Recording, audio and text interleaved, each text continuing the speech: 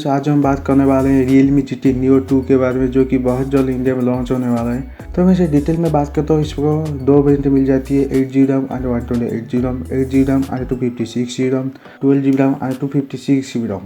और डिस्प्ले की बात करें 6.62 इंच 500 की सुपर AMOLED डिस्प्ले मिल जाती है विथ 120Hz रिफ्रेश रेट के साथ। कैमरा की बात करते हैं, रियर में आपको ट्रिपल कैमरा मिल जाती है, जिस पर 64MP main camera, 8MP ultra wide, 2MP micro, और इसके साथ आपको 16 के फ्रंट कैमरा मिल जाती है। बैटरी की बात करते हो, इस पर आपको 5000 mAh बैटरी देखने मिल जाती है विथ 65 फास्ट चार्ज के साथ। प्रोसेसर की बात करते हो, Qualcomm Snapdragon 870G octa core processor मिल जाती है, और इसके साथ डिस्प्ले फिंगरप्रिंट एंड Android 11 भी मिल जाती है।